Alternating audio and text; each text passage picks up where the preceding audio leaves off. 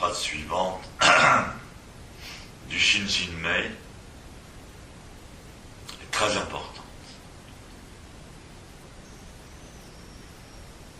Ne pas chercher la vérité, mais seulement ne pas avoir de préjugés.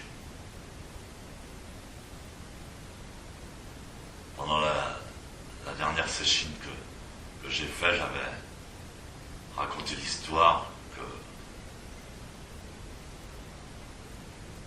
les hommes avaient été fabriqués comme des dieux, à l'image des dieux,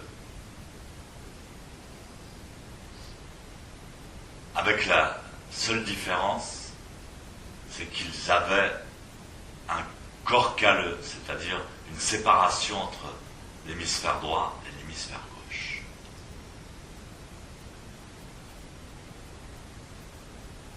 Ce qui fait qu'ils sont comme des dieux, mais ils ne peuvent pas se servir de leur capacité divine parce qu'ils sont toujours divisés en deux visions antagonistes, en fait. Ils ne peuvent se servir que de la moitié.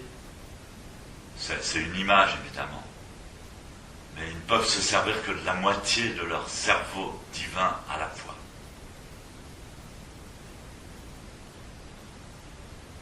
Ou bien objectif, ou bien subjectif, par exemple.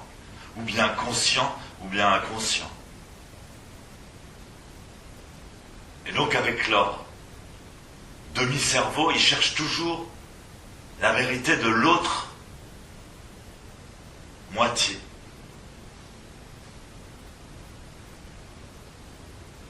Et c'est très très remarquable dans le comportement humain, c'est justement le préjugé. Ils vont de préjugé en préjugé. Et quand on regarde même les philosophies, c'est-à-dire les idéologies auxquelles des peuples entiers adhèrent, elles sont totalement contradictoires. Alors qu'est-ce qu'il faut choisir ?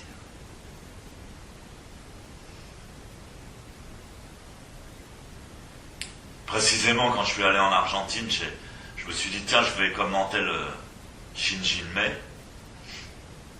Il y a un texte ancien chinois, mais en fait, il est tellement caractéristique du zen, ce texte.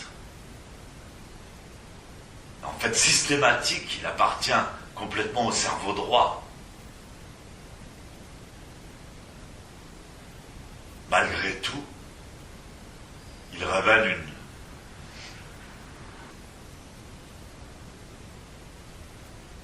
spécificité de sagesse merveilleuse, précieuse.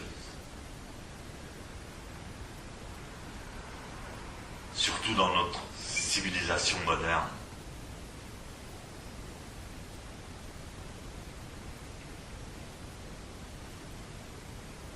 Ce qui nous sépare les uns des autres, déjà, ce qui nous oppose les uns aux autres.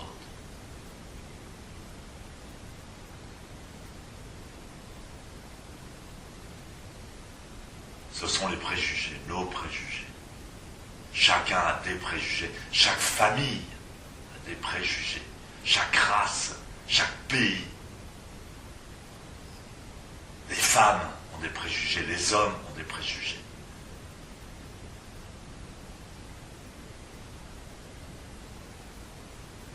Et le préjugé, c'est de croire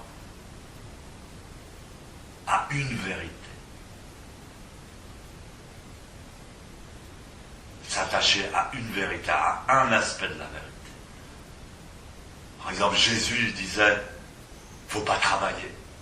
Il disait, faites comme les petits oiseaux. Est-ce que vous avez vu les petits oiseaux travailler?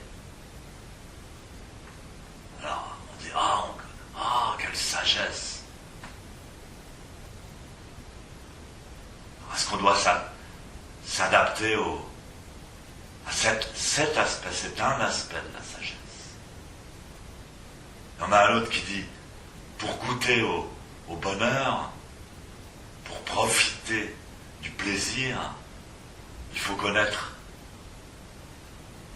l'amertume, ou la souffrance, ou la difficulté, ou l'acidité.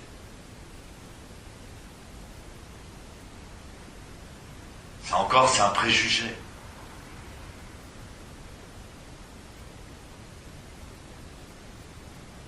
C'est une moitié de cerveau après l'autre.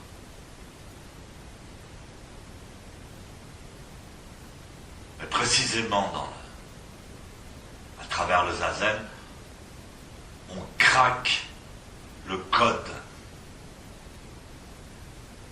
du corps calleux.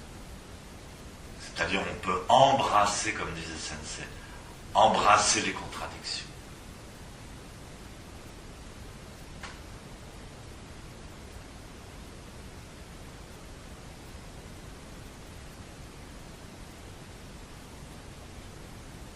Donc cette phrase est super importante et c'est un vrai trésor. Ne cherchez pas la vérité. Et surtout, n'ayez pas de préjugés.